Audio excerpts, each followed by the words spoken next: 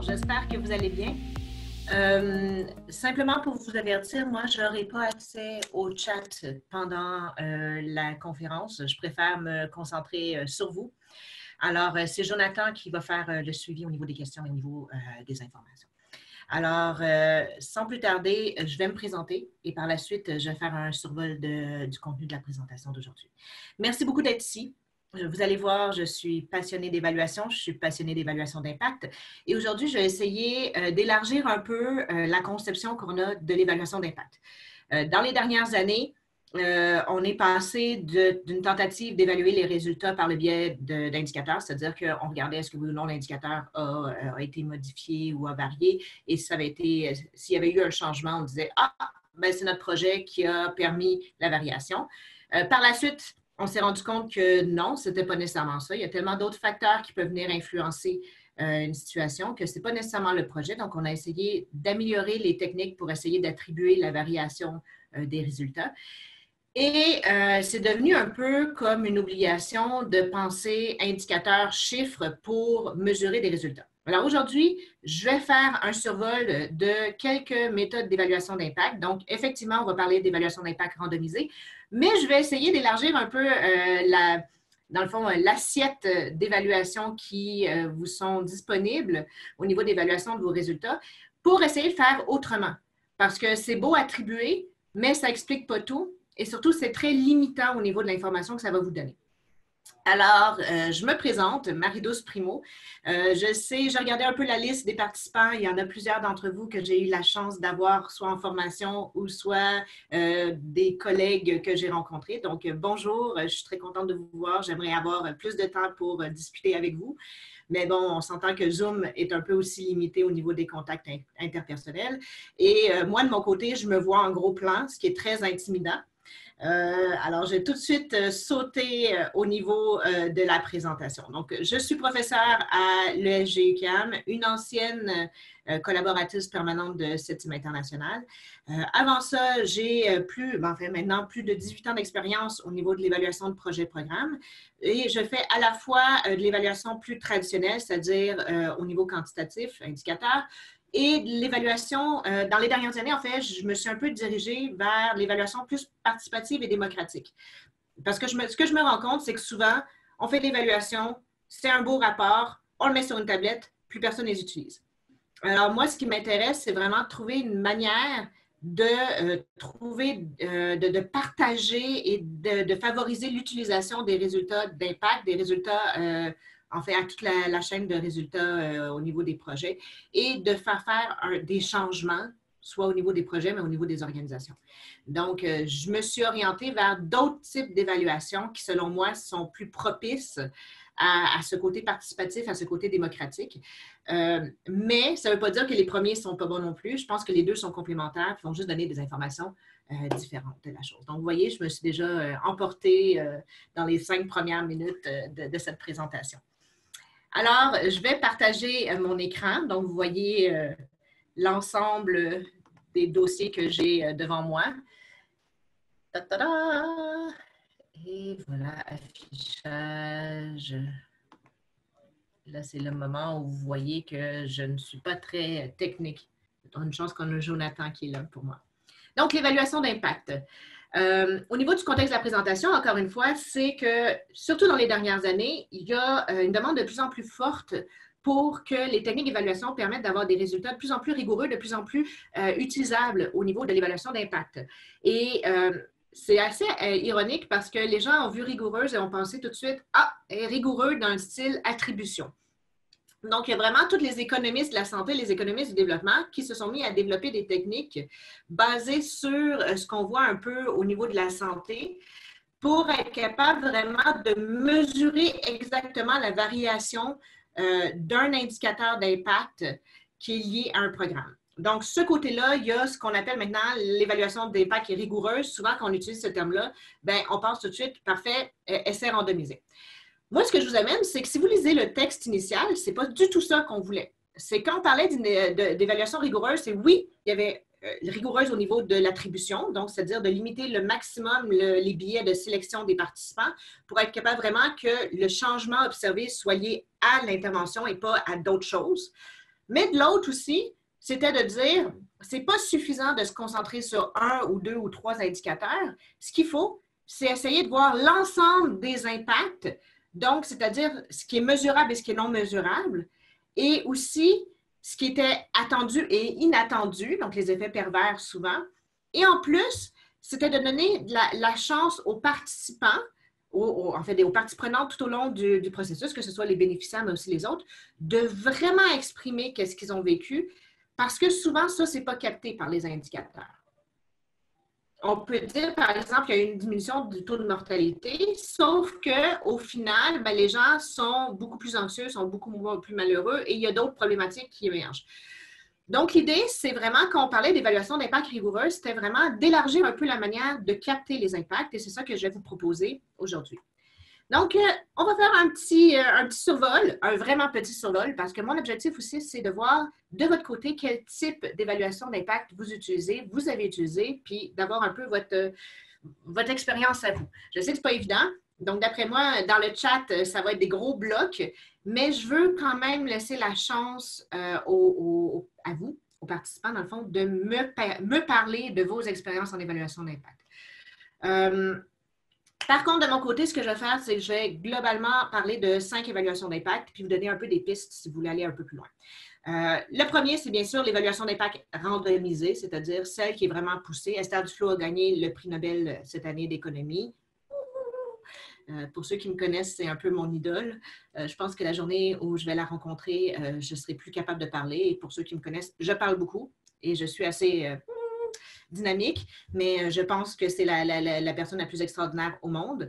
Et si vous avez la chance, il y a justement Esther Duflo a une vidéo sur YouTube, un TED, un des TED qui a été vu des millions de fois, avec raison, où elle parle beaucoup de l'évaluation d'impact randomisée. Elle explique ce que c'est. Et elle explique justement pour elle pourquoi c'est la plus belle ou la meilleure des techniques d'évaluation au niveau de l'évaluation des impacts. Donc, on va commencer par l'évaluation d'impact randomisée.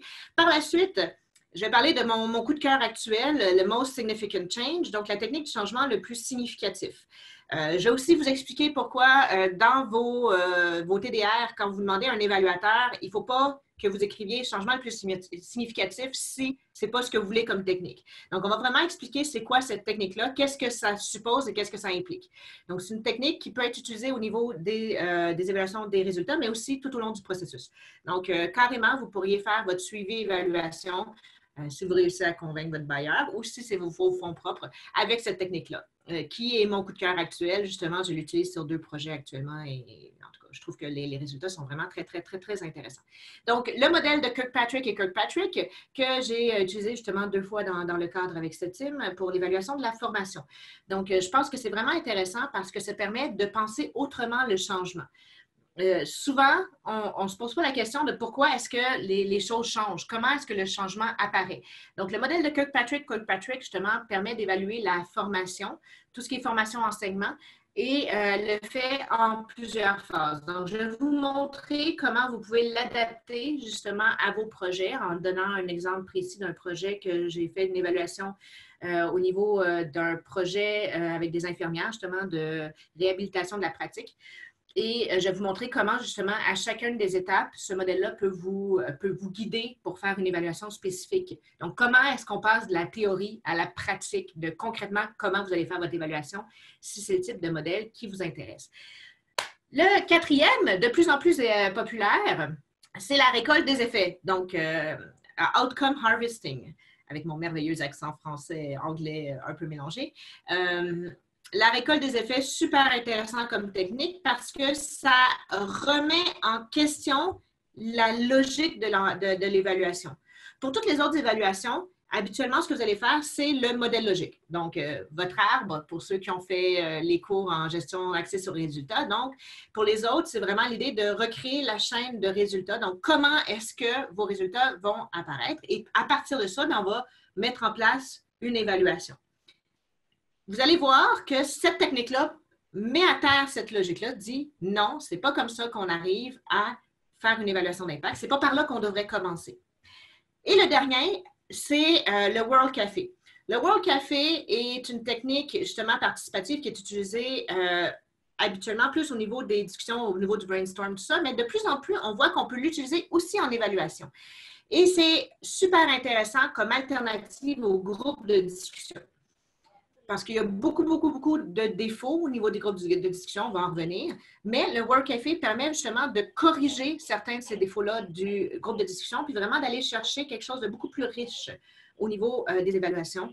Je pense que ça pourrait valoir la peine justement que vous le testiez. Alors, si vous le voulez, on commence. Et pour chacun, excusez-moi, pour chacun, après, on va essayer de voir concrètement qu'est-ce que ça veut dire. Si vous décidez, par exemple, de faire une évaluation d'impact randomisée, à quoi vous allez devoir penser, puis qu'est-ce que vous allez devoir faire. Et je pense que cette étape-là est quand même assez importante parce que, moi, je dis, vous devez faire l'évaluation qui correspond à vos besoins, puis qui correspond à vos moyens. Ça ne vaut pas la peine d'essayer de faire, par exemple, une évaluation d'impact randomisée si vous savez que vous n'avez pas les fonds, vous n'avez pas le temps, puis vous n'avez pas les connaissances pour le faire. Vous allez vous retrouver avec de la boîte. Fait qu'à la fin, c'est choisir qu'est-ce qui est mieux en fonction de mes besoins et de mon potentiel à moi. Alors, je vois en haut le screen et le chat qui est clair, mais malheureusement, je ne sais pas ce que vous me dites. J'espère que c'est quelque chose comme « Tu es merveilleuse, on t'adore ». Mais sinon, ce que je vais attendre, c'est que Jonathan, justement, me donne les commentaires par la suite et j'ai très hâte de vous lire. On va commencer par l'évaluation d'impact randomisé où vous allez avoir un petit quiz. Donc, avant toute chose, regardez ces deux interventions. Donc, on a deux interventions. Juste pour vous expliquer, l'évaluation d'impact randomisé, comment vous allez faire, c'est que vous allez séparer les locations, la plupart du temps, c'est au niveau géographique ou les gens, en deux groupes, donc un groupe principal et un groupe témoin. Les deux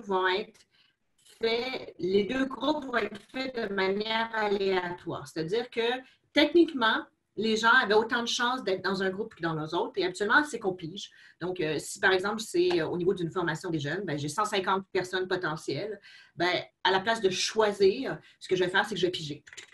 Je vais piger et je vais sélectionner deux groupes. Et donc, ça va être mon groupe principal, celui qui va avoir le droit de faire la formation, et le groupe témoin. Donc, c'est la logique en arrière de l'évaluation randomisée.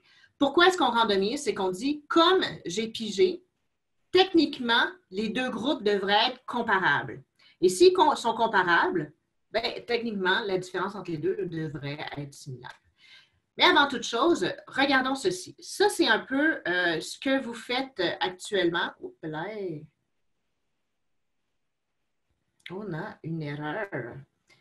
Habituellement, ce que vous faites dans le cadre de vos organisations, c'est ceci. C'est-à-dire que vous allez avoir laquelle des interventions a eu le plus grand impact.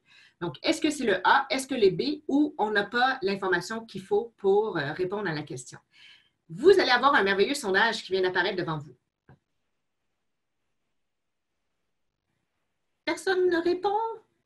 Ah, il y a quelqu'un qui a répondu. Merci.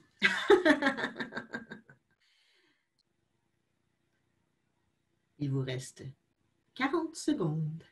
Touloulou.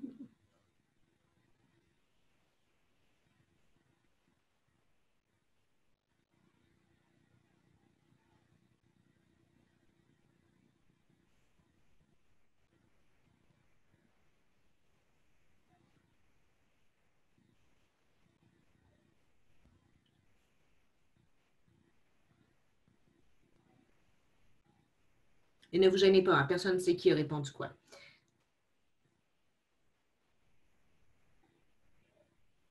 Ah, ça s'est stabilisé. Ah, voilà, un petit 2. Ta-ta-da! Alors, ouais. Là, j'ai 43% qui disent A, 31% qui disent B, et voilà, et le ne peut pas répondre, pas assez d'informations, 14. La réponse, c'est B. Ta-ta-da!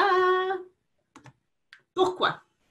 Alors, j'espère que vous voyez, habituellement, quand vous faites vos évaluations, vous allez avoir ici un baseline, donc le calcul de votre indicateur avant, et vous allez recalculer après. Et ça, c'est l'erreur. Pourquoi? Parce que si vous aviez uniquement les informations de la flèche verte, vous ne pourriez pas calculer l'impact.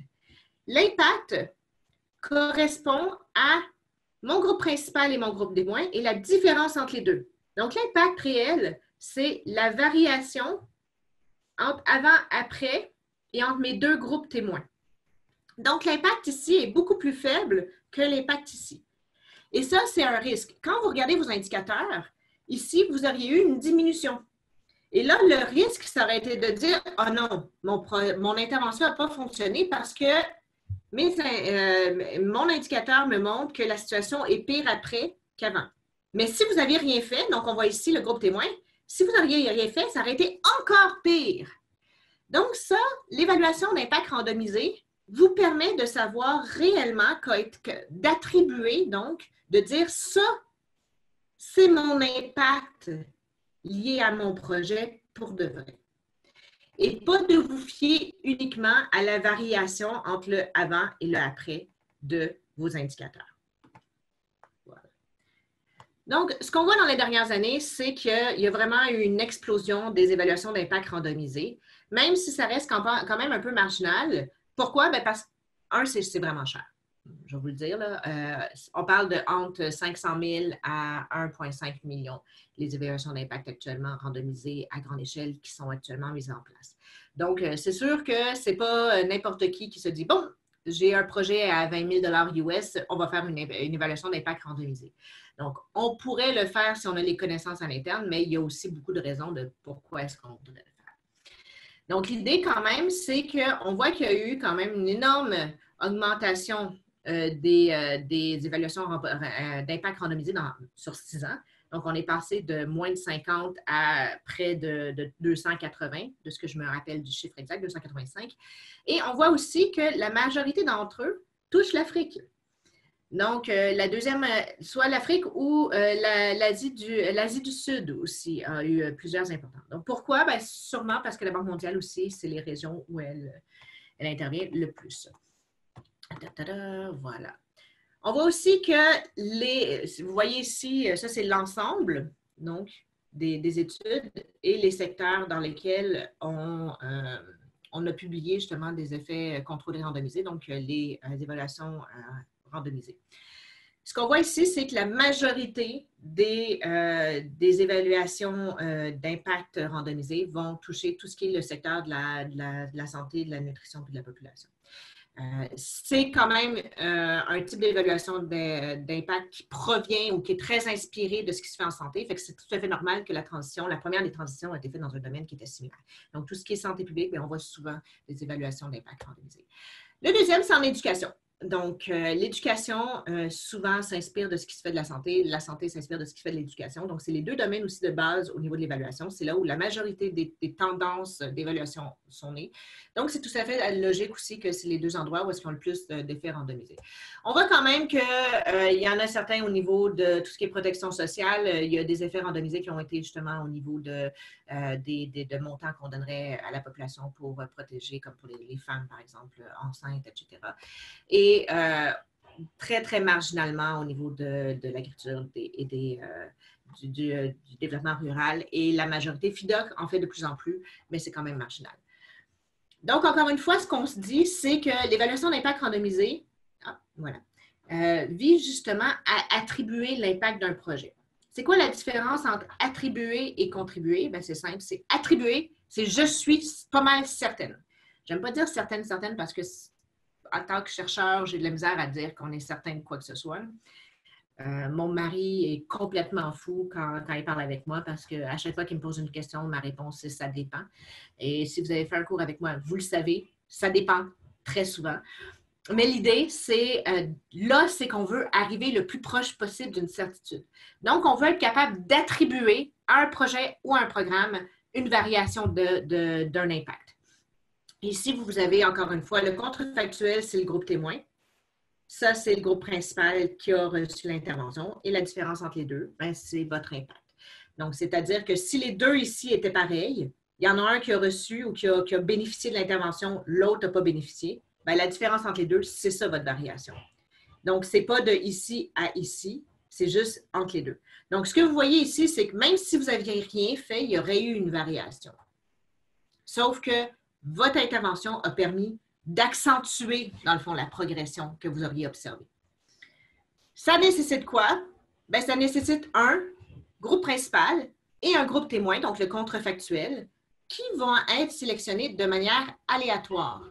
Et ça, c'est quand même difficile à faire. C'est-à-dire que c'est pas, ben, on va couper en deux de manière logique où on va dire, OK, ben, parfait, ce groupe-là de ce côté, ce groupe-là de l'autre. C'est vraiment, ça va être de manière aléatoire.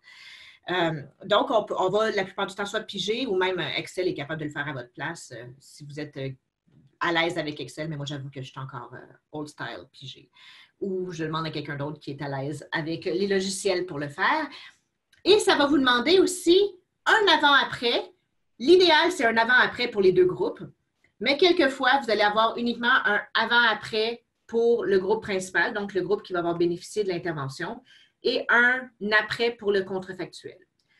Dans ce cas-là, c'est sûr que vous allez être un peu moins sûr justement de pouvoir attribuer l'impact du projet. Sauf que, imaginez, vous contactez des gens et vous dites, vous ne bénéficierez pas de l'intervention, on ne vous donne rien, mais on aimerait ça que vous répondiez à nos questions avant et après une intervention dont vous ne bénéficierez pas. Donc, souvent, c'est difficile justement d'avoir un groupe témoin qui va vous suivre avant-après, qui va accepter de répondre 2 fois sans aucun bénéfice. Une des options, c'est justement de leur dire, bien, après, vous allez bénéficier vous autres aussi de l'intervention. Donc, ça va vous permettre aussi au niveau éthique d'un peu de contrebalancer aussi les effets négatifs de cette technique-là. Mais la plupart du temps, on se dit, ben, si les deux sont randomisés et j'ai un groupe assez grand, techniquement, mes deux groupes devraient être similaires. Donc, ça me permet de simplement avoir un avant-après pour mon groupe principal et un après pour mon groupe témoin. Donc, pourquoi est-ce que je voudrais mettre en place une évaluation d'impact randomisée? Bien, c'est de savoir réellement c'est quoi l'efficacité de mon intervention. Je veux aussi, habituellement, c'est réalisé dans le cadre de groupes pilotes, de projets pilotes. On a un projet pilote, on veut savoir si ça vaut la peine de le généraliser. Souvent parce qu'il y a un coût associé. Donc, on se dit, on a déjà quelque chose qui fonctionne. Est-ce que celui-là est mieux? Puis s'il est mieux, ben, est-ce que ça va valoir les coûts ou les efforts à mettre en place? Donc, dans ce cas-là, c'est tout à fait logique d'évaluer, d'utiliser ce type d'évaluation d'impact-là. Quand aussi on est vraiment intéressé à établir la causalité, donc être capable de prouver que c'est l'intervention qui va causer, mais pas qui va causer ou qui va amener le changement. Ça, c'est intéressant aussi souvent dans les projets où il y a une dimension philosophique ou émotionnelle. Esther Duflo, dans son vidéo, que je vous amène vraiment à aller regarder, parle par exemple de la distribution de moustiquaires. Et ça, vraiment, ça a une dimension très philosophique. Donc, il y a ceux qui disent, ben, si tu donnes le moustiquaire puis ils ne l'achètent pas, ben, ils n'en prendront pas soin. Donc, les gens reçoivent des dons, ils ne les utilisent pas ou ils ne donnent pas de valeur à ce qu'on reçoit en don. Et tu as les autres qui disent non, ce n'est pas vrai. Donc, dans ce cas-là, ça peut être très intéressant d'établir est-ce que oui ou non, donc d'exclure toute cette dimension philosophique, cette dimension émotionnelle et de dire, ben, OK, est-ce que ça fonctionne pour de vrai ou non, puis ça fonctionne à quel point? On peut aussi voir les impacts différentiels d'intervention. Donc, c'est très possible aussi d'avoir différents groupes de bénéficiaires et de pouvoir les comparer entre eux. Donc là, on a fait, dans l'exemple que je vous donne, c'est il y a un groupe témoin puis il y a un groupe de bénéficiaires principal. Mais vous pourriez très bien dire, bien parfait, groupe de femmes, groupe d'hommes. Est-ce que mon projet, et groupe témoin, est-ce que mon projet va avoir des impacts différentiels sur les femmes versus sur les hommes, sur les vieux versus sur les jeunes? Sur telle ethnie versus telle autre ethnie. Donc, il y a moyen de faire des groupes spécifiques et de faire des comparaisons, de l'utiliser encore une fois pour voir comment un projet va influencer des groupes différentiels. On peut aussi identifier puis mesurer les effets non visés positifs ou négatifs. Ça, par contre, ça vous demande d'avoir des informations complémentaires. Par exemple, si vous avez des informations sur le nombre d'enfants, l'âge, le sexe, bien, vous allez pouvoir essayer de regarder un peu. La problématique ici, c'est encore une fois qu'il faut que vous ayez déjà une idée ironiquement, des effets non visés pour pouvoir les mesurer. Donc, ce n'est pas les effets inattendus ici, c'est les effets non visés initialement par le projet. Donc, il faut déjà que vous ayez une idée de quoi avant et que vous ayez déjà une idée de comment vous allez les mesurer. Et mesurer l'efficience relative, c'est que quand vous avez un bassin de plusieurs alternatives, vous avez besoin de savoir lequel est le plus intéressant pour vous. Donc, ça va vous permettre de comparer, par exemple, la plupart du temps, c'est soit au niveau du coût, au niveau du nombre de bénéficiaires touchés par l'initiative par coût.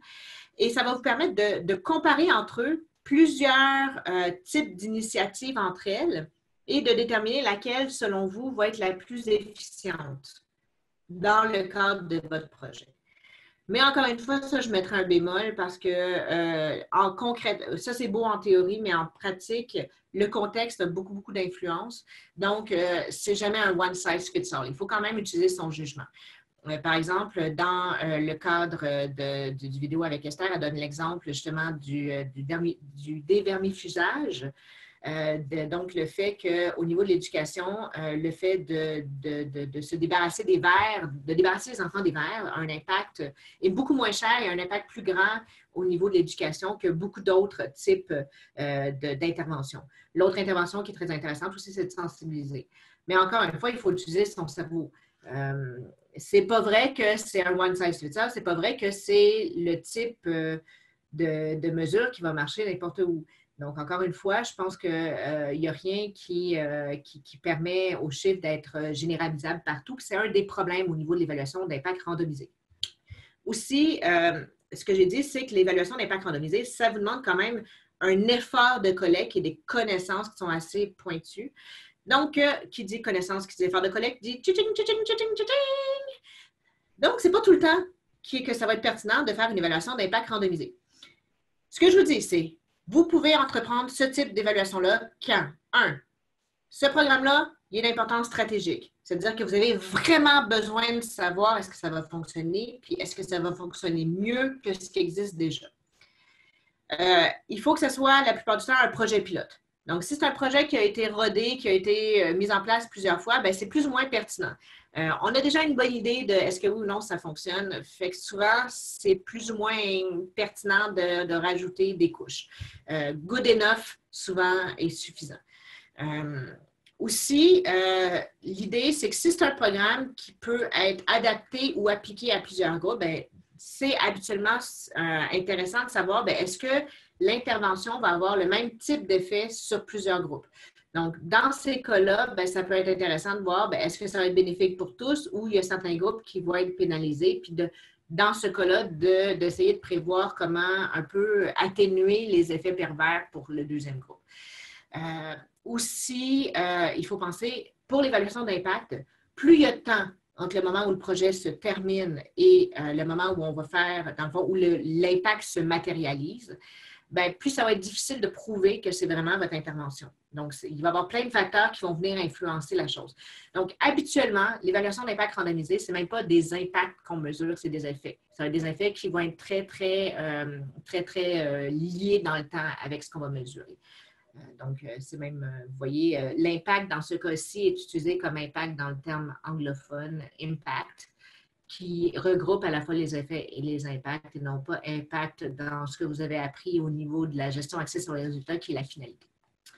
Donc, globalement, ici, je vous ai mis les étapes pour réaliser l'évaluation d'impact. Donc, très, très à haut niveau. Ce n'est pas tout à fait ce que je veux dire aujourd'hui, mais comme je crois que vous allez avoir accès à la présentation, vous pourrez encore une fois le consulter. Mais globalement, ce que c'est que vous allez déterminer votre population, vous allez déterminer ce que vous voulez mesurer, donc c'est quoi les indicateurs que vous allez mesurer. Vous allez devoir vous faire une liste de toutes les personnes dans la population. Vous allez de manière aléatoire déterminer c'est quoi votre groupe principal, votre groupe témoin. Vous allez appliquer l'intervention au groupe principal, mesurer pour les deux, mesurer avant, mesurer après, et après calculer la différence entre les deux. Et c'est ça, votre évaluation d'impact randomisé. Ce que vous voyez au niveau de l'évaluation d'impact randomisé, dans le fond, c'est l'effort est beaucoup plus important au niveau de la méthodologie. Mais quand on arrive à l'analyse, ben c'est simple, c'est un moins l'autre.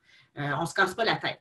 Donc, le calcul de l'impact est facile. Ce qui est difficile, c'est tout le reste. C'est-à-dire avoir la liste de la population, créer le groupe témoin. Parce que là, j'y vais très, très haut niveau. Mais si vous êtes intéressé, CETIM a un superbe séminaire en évaluation d'impact qui vous montre justement comment créer les différents groupes témoins, comment mettre en place des évaluations d'impact. Et vous allez voir, ça a l'air très simple, écrit de même, mais c'est un peu complexe quand on le fait réellement. Et une fois rendu à l'analyse, ben c'est la partie facile. C'est tout le reste, vous avez fait l'effort, vous vous reposez, vous mesurez l'impact à ce niveau-là. Pour les autres techniques d'évaluation, c'est le contraire. C'est-à-dire que l'effort est moins mis au niveau de tout ce qui est préalable et beaucoup plus mis sur comment est-ce qu'on comprend et on explique les résultats. Donc, on arrive à la deuxième type d'évaluation qui est le most significant change, mon amour du moment. On ne le dira pas à mon mari, ni à mon enfant, dans le fond. Donc, le most significant change, dans le fond, c'est une approche, ça découle justement d'une approche participative qu'on appelle les évaluations démocratiques. Dans le fond, les évaluations démocratiques, c'est qu'on veut redonner le pouvoir et on redonner justement l'emphase à l'expérience des gens qui expérimentent en fait les programmes et les initiatives. Le most significant change va être basé sur des témoignages. Donc, ce qu'on demande aux gens, c'est une seule question, c'est-à-dire quel est l'impact le plus significatif que vous avez observé suite au projet ou au programme ou à l'initiative. Et ça peut être demandé une question très générale ou si vous avez des sous-domaines que vous voulez tester, par exemple, au niveau de votre famille, au niveau de votre vie personnelle. Celui que j'ai fait en organisation, ce qu'on a demandé, c'est au niveau des bénéficiaires eux-mêmes, au niveau des équipes de travail, puis au niveau de l'organisation très large. Donc, on demandait la même question, c'est-à-dire quel est l'impact le plus significatif. Nous, on a varié ça pour quel est le changement le plus significatif et on le demandait aux 3 niveaux. Et les gens avaient une réponse pour les 3 niveaux. Et à chaque fois, on demandait, parfait, expliquez-moi pourquoi, selon vous, c'est le changement le plus significatif que vous avez observé. Donc, les gens vont expliquer comment ça s'est matérialisé, c'est quoi, quel facteur, puis pourquoi pour eux, c'est le plus important. Et ça, ben, ça devient des témoignages. C'est ce qu'ils appellent des témoignages. Et l'analyse est un peu différente. Donc, ça ne va pas être de manière traditionnelle, c'est-à-dire de manière traditionnelle, on aurait pris tous les témoignages, on aurait regardé, ben OK, puis on aurait dit 4 personnes ont dit que l'impact le plus significatif, c'était de favoriser leur intégration en emploi.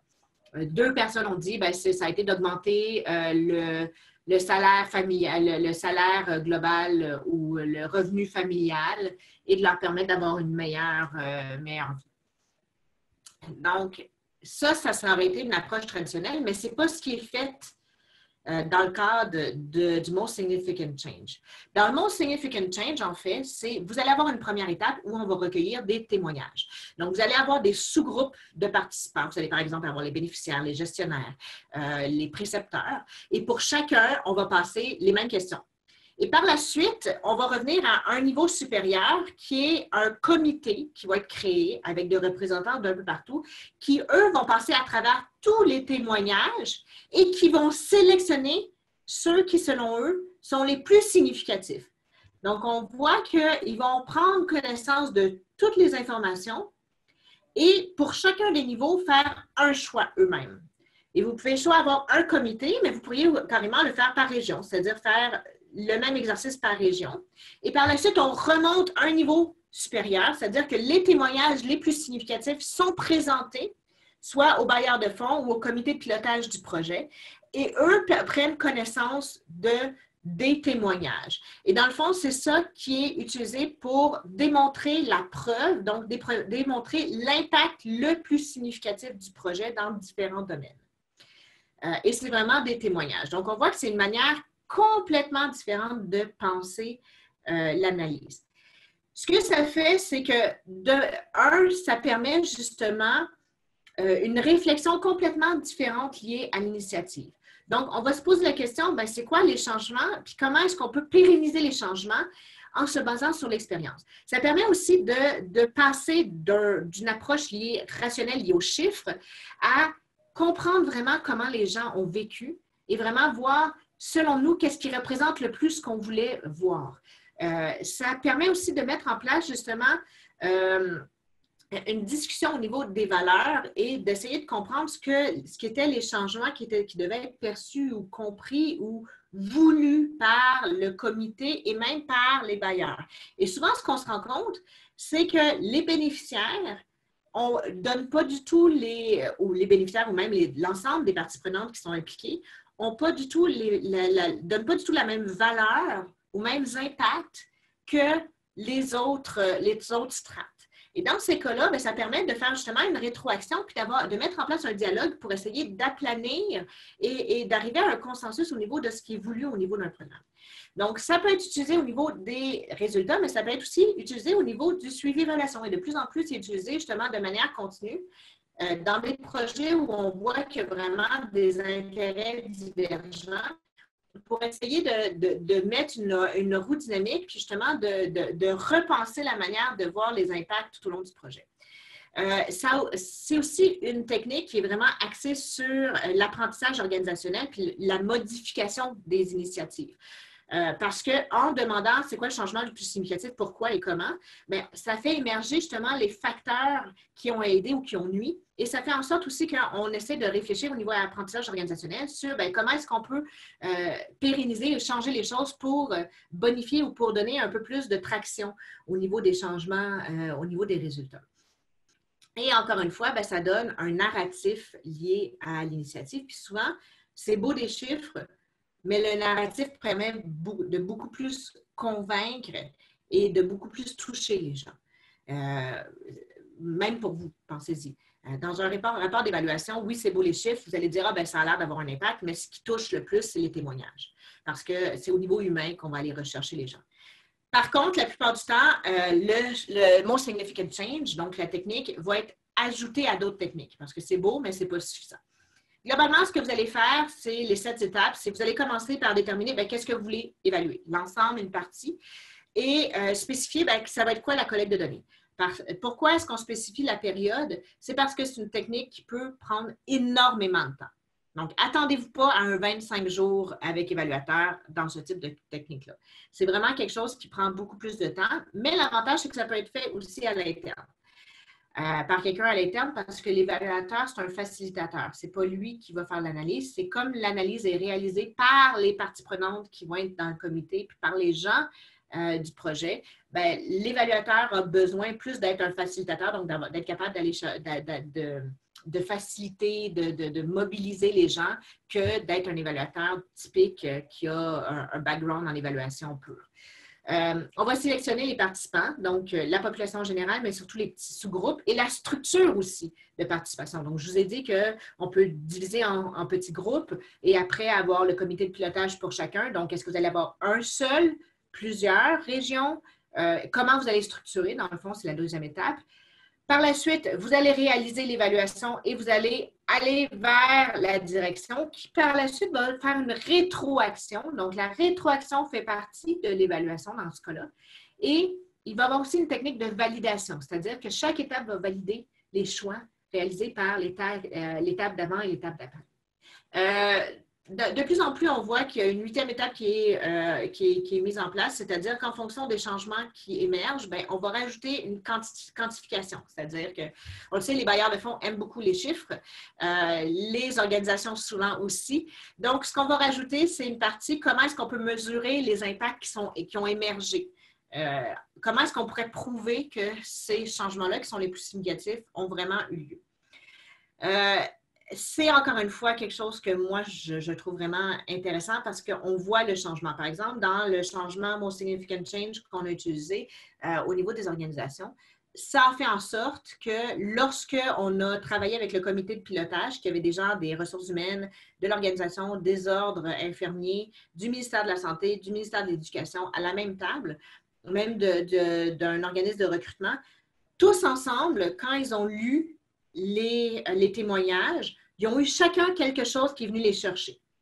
Et ce qu'ils ont fait, c'est qu'ils ont mis en place un plan d'action avec chacun quelque chose qu'ils ont appris au niveau des témoignages et qu'ils vont mettre en place pour pérenniser justement les impacts. Les impacts et vraiment, ça les a motivés autour de la mise en place d'un plan d'action. Et on le sait, habituellement, c'est très difficile de mettre en place un vrai plan d'action. Si on met des recommandations, la plupart du temps, c'est tabletté, plus personne ne les utilise, c'est fini. Dans ce cas-là, vraiment, c'est venu d'eux. Ça a été facilité par les évaluateurs sur place, mais c'est venu d'eux et eux ont mis en place des actions très spécifiques. Il y en avait un, par exemple, c'était donner une semaine de plus entre l'affichage et le moment où ils viennent faire les applications en personne pour leur permettre de se préparer. C'est super simple, mais ça, c'est né de la prise en charge des témoignages. Et c'est beaucoup plus spécifique que les recommandations, ce qu'on a habituellement à très haut niveau, qui sont revoir le processus d'embauche. Ben oui, mais revoir comment? Alors que dans ce cas-là, c'est vraiment des petites choses spécifiques qui étaient applicables et qui ont été mises en place assez facilement par la suite, qui ont émergé justement des témoignages. Donc, encore une fois, ça demande par contre beaucoup de temps. Le processus de collecte, nous, on l'avait estimé à 4 mois. Au final, on l'a fait sur 12 mois parce que ça a été beaucoup plus complexe que prévu, puis on a eu 2 vagues plutôt qu'une seule. Mais la deuxième vague a vraiment augmenté l'efficacité de la deuxième collecte parce que la première fois, c'est comme, on dirait que ça a pris du temps avant que les gens s'habituent au fait que ce n'était pas une évaluation. Je veux dire, la première fois, on a fini l'évaluation et on dit où est-ce qu'il est le rapport. Et là, il n'y en a pas de rapport. C'est pas ça que vous allez recevoir suite à ce type d'évaluation-là. Et vraiment, il y avait encore l'idée on veut un rapport type et on veut une évaluation cadrée. La deuxième itération, là, ça a été intégré, puis là, ils se sont dit, OK, parfait, c'est pas le rapport qui compte, c'est les actions, donc la liste du plan d'action et les témoignages pour que je puisse le vendre. Et là, après la deuxième itération, les gens étaient plus habitués à la technique et là, ça a vraiment fait un impact. Moi, je n'ai aucun timing ici, donc je peux parler pendant des heures si vous ne m'arrêtez pas. Donc, Jonathan, je ne sais pas si tu veux m'envoyer un petit message. Je ne sais pas si tu peux me faire un message ou juste me dire combien de temps il me reste. Il te resterait 5 minutes. 5 minutes? Mais tu peux continuer encore pour 10 minutes, il n'y a aucun problème. C'est plus intéressant, c'est très intéressant. Continue. Moi, je suis super passionnée. Hein. Je pourrais littéralement continuer pendant des heures. Kirkpatrick et Kirkpatrick. C'est un modèle qui est axé sur tout ce qui est formation et enseignement. Puis on le sait, il y a beaucoup de nos projets qui sont de la formation. En fait, Kirkpatrick et Kirkpatrick se sont rendus compte que c'est un modèle qui date. On s'entend, la première version, c'est même 69-70 et la nouvelle version 2015. Donc, c'est un modèle qui a fait ses preuves et qui, dans le fond, dit que pour arriver à des résultats, il y a plusieurs étapes qui doivent être présentes entre la formation et le moment où tu vas voir des résultats. Et vous, quand vous devez faire votre évaluation d'impact, votre rôle, c'est d'évaluer chacune de ces étapes-là parce que sinon, vous ne pourrez pas savoir si effectivement l'impact va vraiment venir de votre formation ou va venir de quelque chose d'autre.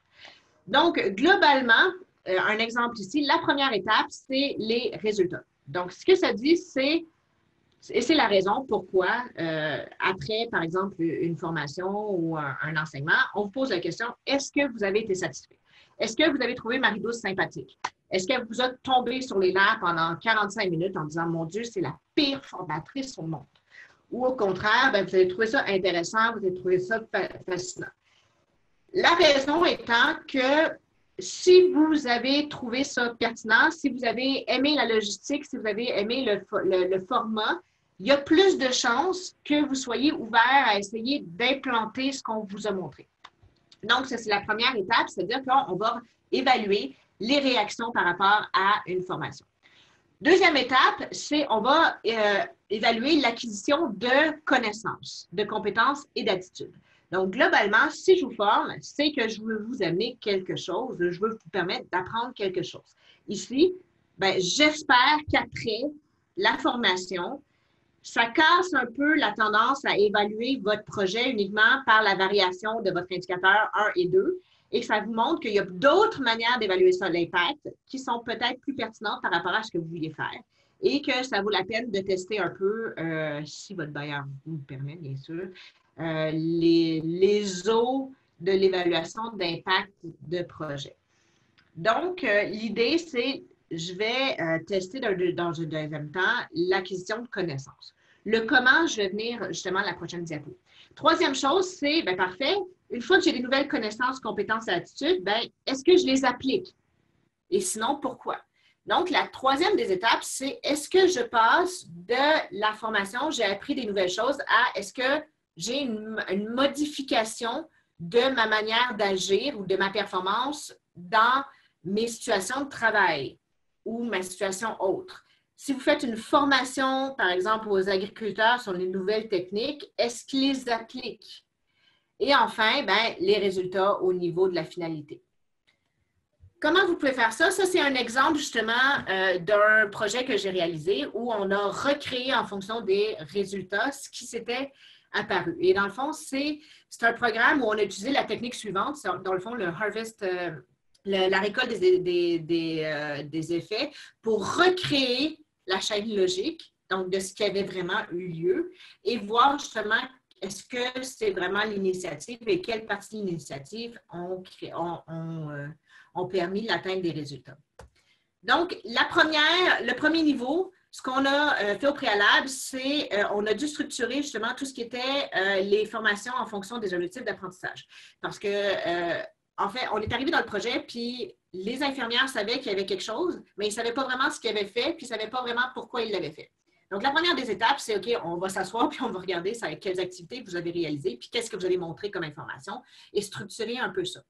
Donc, globalement, le devis d'évaluation va être post-formation. Et ce qu'on va regarder, c'est à la fois la satisfaction des gens qui ont suivi la formation, la pertinence, puis est-ce que oui ou non, les participants se sont sentis engagés et impliqués dans la formation. Ça, vous pouvez le mesurer par le biais de questionnaires, c'est assez classique, ou par soit l'observation ou des entretiens individuels avec les gens, soit des groupes de discussion, etc. Donc, ça, c'est la manière dont vous pourriez, vous, évaluer le premier niveau. On se rappelle, le deuxième niveau, c'était les apprentissages, donc soit au niveau des connaissances, attitudes ou habiletés. Habituellement, ce qu'on utilise, c'est un pré-poste. C'est-à-dire qu'on va faire un pré-poste, pré-formation, post-formation, où on va tester justement le niveau d'apprentissage au niveau des connaissances, habiletés et attitudes. Et on va faire un questionnaire au niveau des participants, des membres des équipes ou des gestionnaires. Donc, on peut demander aux gestionnaires, c'est quoi selon vous le niveau de connaissances avant, après.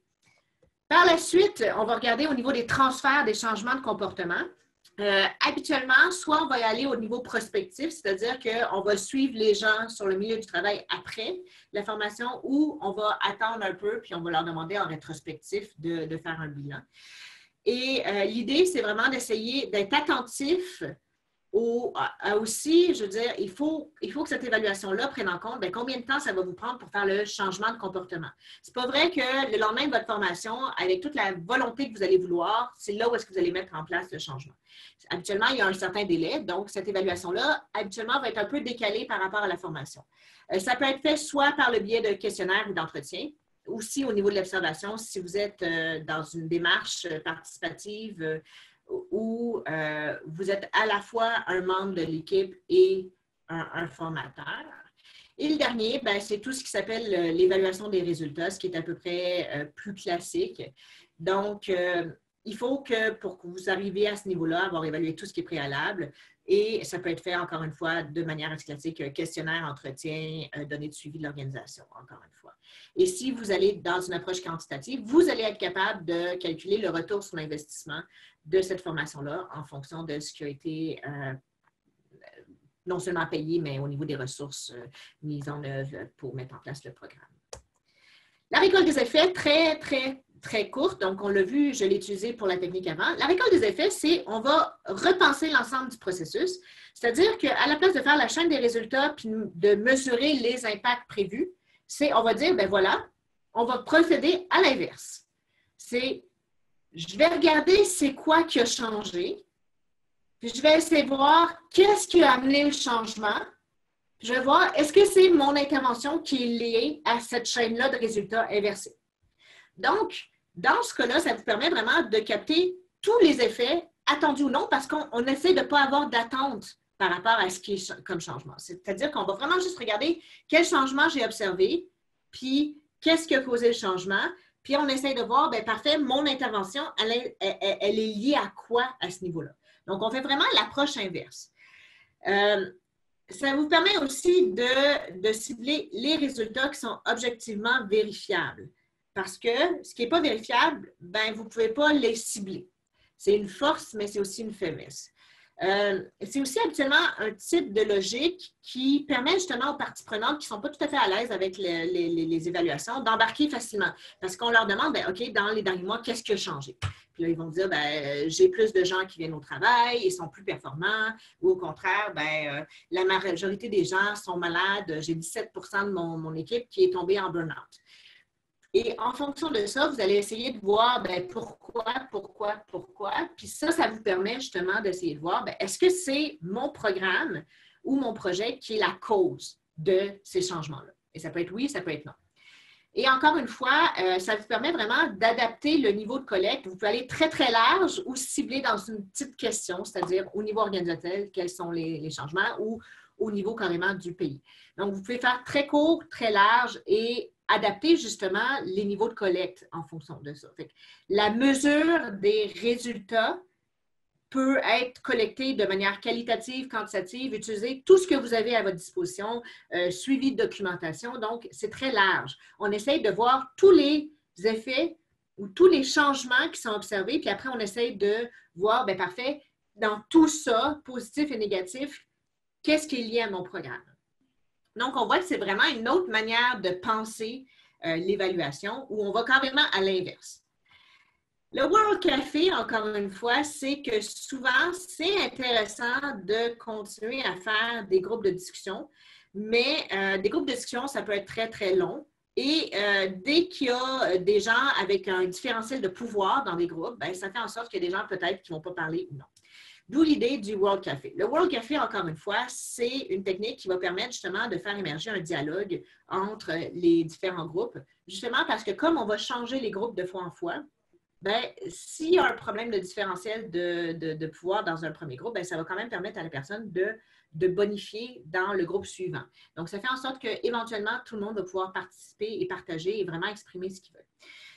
Globalement, le World Café peut être utilisé soit en brainstorm, genre quels sont les problèmes, soit même au niveau de la problématique, quels sont les problèmes de votre organisation, comment est-ce que vous voyez les facteurs facilitant les obstacles. Et ça peut être aussi regardé au niveau des impacts. Les 7 principes clés, c'est vous allez clarifier le contexte. Donc, la première des choses, c'est que vous devez clarifier le contexte avec les participants. Voici ce qu'on évalue aujourd'hui, voici ce qu'on fait aujourd'hui. Créer un accueil, un espace accueillant. La plupart du temps, c'est que ça va être de manière très informelle. On peut mettre de la musique, des biscuits, de la nourriture. Nous, on est très biscuits au Canada. On s'entend que s'il y a des biscuits, moi, je vais être présente. Il n'y a pas de problème. Du biscuit chocolat, là, c'est fini. Pepsi chocolat, Pepsi diète aussi. Hein. Si vous me connaissez, ces 3 choses-là, je vais être tout à fait partagée. Et, je vais partager toute mon expérience pour du Pepsi diète. Vous allez aussi dire, donc, spécifier certaines questions à l'avance. Habituellement, moi, ce que je fais, c'est en 3-4 questions parce que vous allez avoir un certain nombre de temps. Vous allez voir pour chacune des questions. L'idée aussi, c'est que vous allez agir comme un facilitateur, c'est-à-dire que vous allez passer de table en table pour essayer d'encourager les gens à participer. Vous assurez par la suite que les différentes perspectives ont chacune leur place et essayer de trouver des compromis ou des conciliations entre les différents points de vue. Permettre aussi l'écoute des différentes idées novatrices ou des différents points de vue ou des différents impacts qui vont émerger. Puis justement, permettre un partage collectif.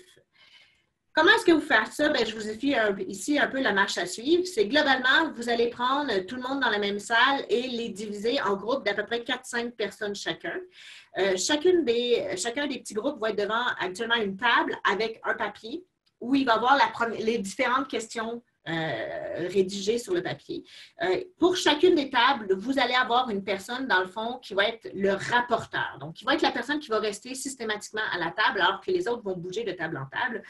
Bien sûr, le rapporteur doit être capable de lire et d'écrire. Être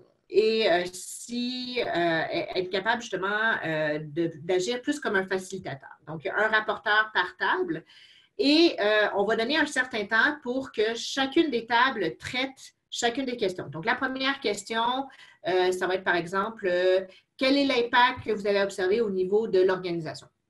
Et là, les gens vont écrire tout ce qu'ils disent. Signal numéro 1. Et là, au signal, la moitié des participants, sauf le rapporteur, partent à droite et l'autre à gauche. Donc, ce qu'on voit, c'est qu'on fait un brassage des groupes de table en table. Et là, lorsqu'ils arrivent à la deuxième table, bien là, le rapporteur va expliquer ce qu'ils ont eu comme changement pour la question numéro 1. Donc, la question numéro 1, voici ce qui est ressorti. Donner la chance de bonifier et par la suite traiter le numéro 2. Et là, après, même chose, signal, clic, les gens se séparent en deux, vont table 1, table 2. Donc, on voit qu'il y a un nouveau brassage de réaliser. Et ça permet vraiment aux gens de passer plusieurs tables et donc d'avoir plusieurs dynamiques au niveau de la collecte de données. Et à la fin, chacun des rapporteurs va en avant et on fait une compilation de l'ensemble des réponses pour chacun. Donc, les gens ont la chance d'exprimer.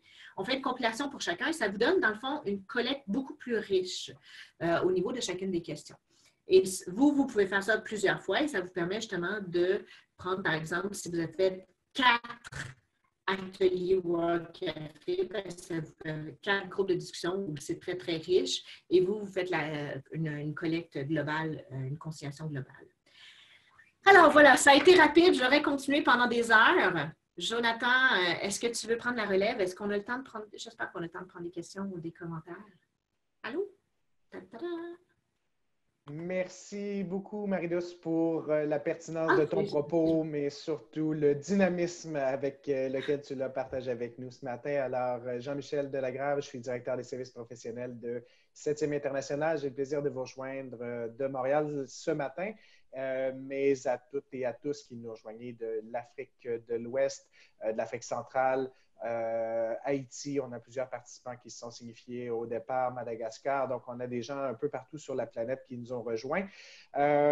Bien entendu, ça ne fait pas le tour de la question. L'analyse d'impact, c'est quelque chose de très riche. Nous pourrions et nous pouvons en parler. Tu peux en parler pendant plus de 2 semaines, voire 3 semaines sans difficulté. Tu l'as fait et tu le referas. Ce matin, ici, on va profiter juste de ces quelques instants pour répondre à quelques-unes des questions au hasard parce que, bien entendu, ça a soulevé nombre d'interrogations, des demandes de précision, de commentaires. Bien entendu, nous ne pouvons pas nous permettre de répondre à l'ensemble d'entre elles, mais et d'ailleurs, nous vous soulignons pour ceux parmi vous qui avez participé à d'autres webinaires de bien écrire vos questions dans le module de questions et réponses Q&A, question and answer, et non dans le chat parce que sinon, ça devient difficile de filtrer l'ensemble des commentaires et des questions. Alors, si on débute très rapidement pour le bénéfice de tous par un commentaire qui a été fait au départ par Alioune Seydi, si tu peux nous revenir avec rapidement la distinction entre attribuer et contribuer à l'impact. En fait, la différence entre attribuer et contribuer, c'est le niveau de certitude. Attribuer, je suis pas mal certaine que c'est vraiment mon projet qui est responsable ou à qui on peut attribuer le pourcentage de variation. Donc, si j'arrive avec une évaluation d'impact et mon impact est mesuré à 12 % avec une évaluation d'impact randomisée, ce que ça veut dire, c'est que mon projet est probablement responsable, donc on peut attribuer à mon projet une variation de 12 % de l'indicateur. Donc, c'est vraiment attribué. C'est vraiment mon projet qui l'a amené. Versus contribuer, si par exemple, vous avez, à la fin de votre projet, vous regardez, vous n'avez pas fait une évaluation d'impact randomisée, vous avez juste votre indicateur avant, votre indicateur après, puis il y a une variation de 12 %, bien, vous pouvez dire que peut-être c'est votre projet qui a contribué à peut-être la variation. Donc, il y en a un qui est vraiment un lien de cause à effet qui est établi de façon sans équivoque par rapport à une aide qui aurait pu aider à atteindre un certain objectif. Puis honnêtement, s'il y a juste une variation un avant-après vos indicateurs, je ne veux pas être méchante, je ne veux pas vous faire de la peine, mais il n'y a rien qui dit que c'est votre projet. Ça peut être un autre projet qui a été mis en place. Donc, vous pouvez dire que probablement votre projet a contribué à, mais vous ne pourrez jamais aller plus loin. Le niveau de certitude de la mesure, finalement. Est très faible, oui. On a eu quelques commentaires et questions qui revenaient. On avait M. Tani, M. Diallo, M. Coulet, pour ne nommer quelques-uns, qui ont soulevé des questions, des commentaires par rapport au groupe témoin. Tout d'abord, est-ce qu'on peut prendre des groupes témoins qui proviennent de deux zones géographiques différentes, à savoir 2 pays différents? Est-ce que ça peut biaiser l'analyse qu'on en fait? Bien, en fait, c'est que ce ne sera pas des groupes témoins. Ben, à moins que... C'est que ce n'est pas comme ça que vous allez construire le groupe témoin. Votre groupe témoin, par exemple, si vous faites un projet sur 2 pays, bien là, ce que vous allez faire, c'est vous allez regarder votre population des 2 pays qui pourraient être éligibles, les mettre dans la même liste, puis tirer au sort. OK? Fait que là, vous allez vous retrouver avec des gens des 2 pays qui ont l'initiative, puis des gens des 2 pays qui ne l'ont pas. Quand vous faites juste comparer 2 pays, ce n'est pas un témoin. On ne pourrait pas comparer on ne pourrait pas comparer une population du Togo avec une population du Bénin parce que ce n'est pas le même contexte. C'est ça? Non, c'est ça. Quand je parle de groupe témoin, c'est par exemple... Je vais donner un exemple de construction d'un groupe témoin. Si vous voulez aller très loin, une construction de groupe témoin peut être construit avec carrément des gens qui ont les mêmes caractéristiques. C'est-à-dire qu'il n'y a pas une deuxième Marie-Douce. Mais peut-être que dans votre bassin de gens qui n'ont pas reçu, il y a une personne de 40 ans, aux cheveux blonds, aux yeux bleus, avec un diplôme universitaire PhD qui a un enfant. Donc, vous allez essayer de trouver cette personne-là et vous allez la jumeler avec moi. Ça, c'est une manière de faire un groupe témoin. C'est-à-dire que vous allez essayer de trouver soit 2 groupes qui, par le nombre, vous permettent de dire qu'ils sont à peu près représentatifs, ou par carrément leurs caractéristiques disent qu'ils sont semblables à quelqu'un qui a reçu l'intervention. Donc, c'est vraiment pas une question de pays. C'est pas un pays est similaire. Ça, c'est pas le niveau qui est nécessaire. C'est carrément, il faudrait que dans les 2 pays, vous trouviez des gens qui sont similaires. Donc, c'est vraiment très, très spécifique comme manière de construction. Si vous êtes intéressé à apprendre comment construire des groupes témoins, c'est un peu complexe. Je vous invite à prendre le cours d'évaluation d'impact ou d'aller vous renseigner. Il y a des livres sur la construction du contrefactuel. C'est vraiment complexe. Il faut s'assurer la bonne façon pour s'assurer d'avoir la bonne réponse, parce que le problème n'est pas d'obtenir la réponse, c'est d'être capable de juger jusqu'à quel point elle est pertinente ou pas la réponse à laquelle c'est posée. D'ailleurs, puis là, on va compléter d'ici c'est une question qui revenait assez souvent, qui je pense qui est très pertinente, c'est après combien de temps il est souhaitable ou approprié de faire une analyse d'impact? Est-ce qu'il y a M. Coulet qui nous demandait, est-ce que c'est 3 ans? Est-ce que c'est 5 ans? Bon, c'est une question très générale qui s'applique à... Il n'y a pas une réponse unique à ça, mais ton avis sur le sujet? Bien, ma réponse, c'est ça dépend. Donc, vous voyez, je ne l'avais pas encore dit celle-là, mais ça dépend. Ça dépend de votre logique d'impact, dans le fond. Je donne toujours l'exemple. Des fois, l'impact va arriver au même moment où l'intervention va être implantée.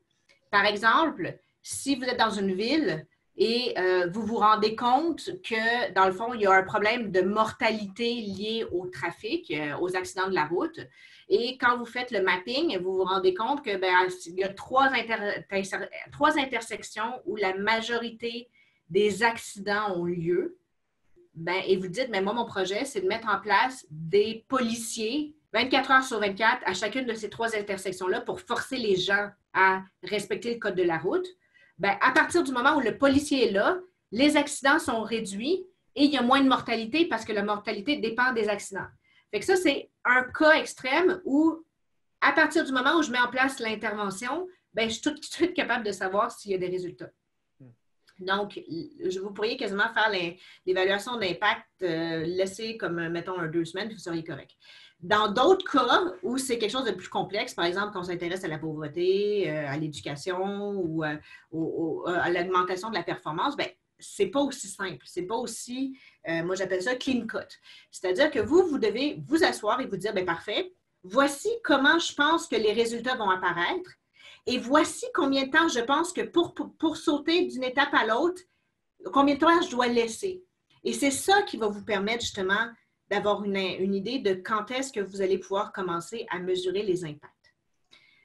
Je sais que vous aimeriez que je vous dise 3 à 5, puis je sais que dans le cadre logique, ils vous disent 3 à 5, mais ce n'est pas vrai, ce n'est pas de même la vérité. Là. La vérité, c'est la réalité, en fait, c'est ça dépend de qu'est-ce que vous mettez en place, puis ça dépend aussi de à quel niveau vous les mesurez.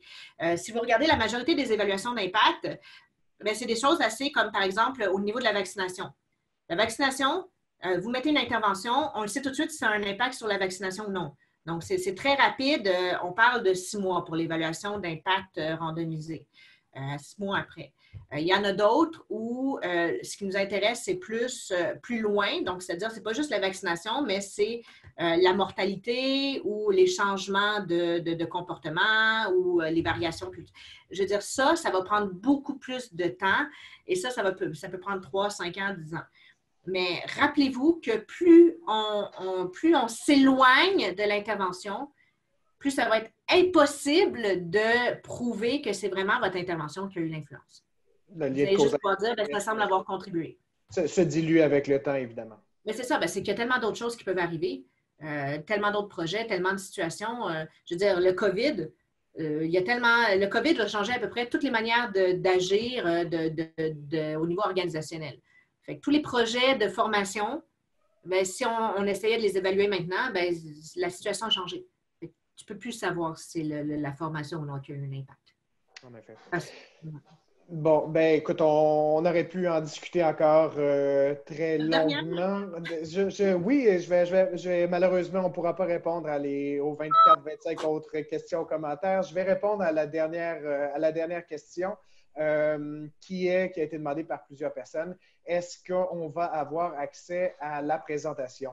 Alors, je vais y aller de ta réponse en disant ça dépend. Ça dépend des webinaires et ça dépend aussi de ce que vous entendez. La bonne nouvelle ce matin, c'est que oui, vous allez pouvoir avoir accès à l'ensemble de ce webinaire sur notre site web. D'ici quelques jours, il va être mis en ligne. Donc, en allant sur notre site web, setsim.com/webinaire, vous pouvez réécouter la plupart des webinaires.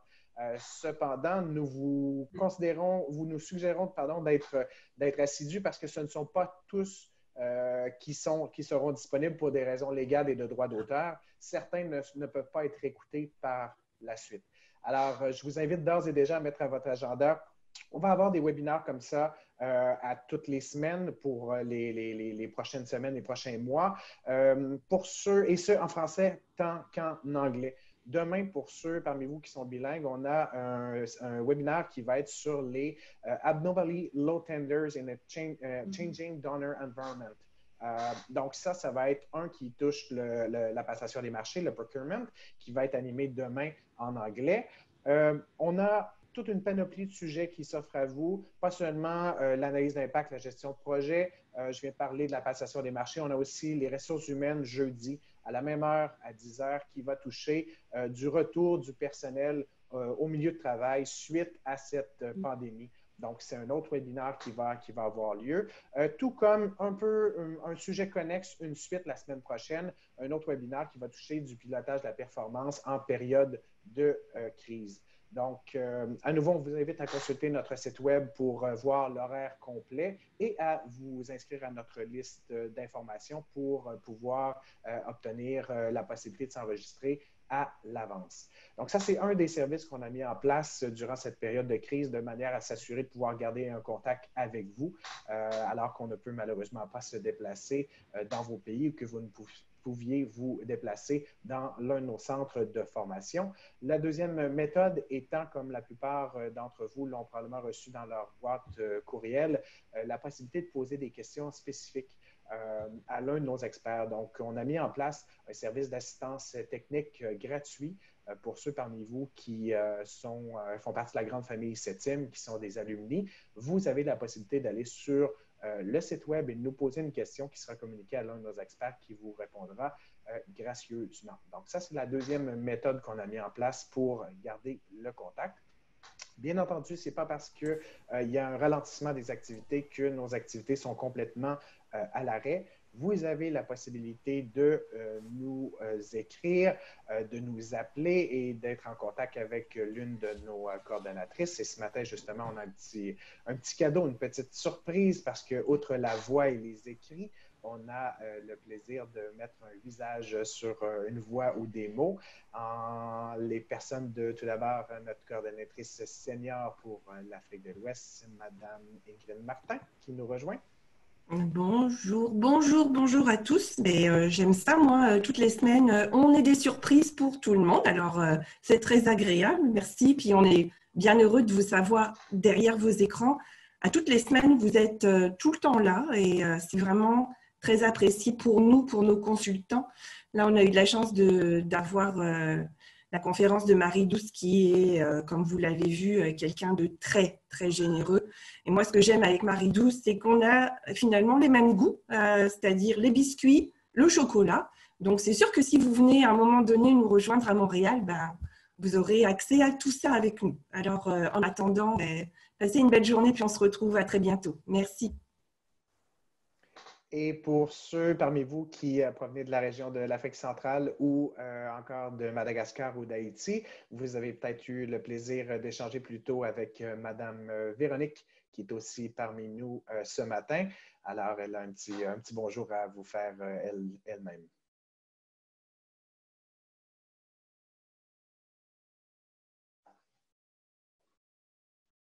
Pardon, Véronique, ton son ne fonctionne pas.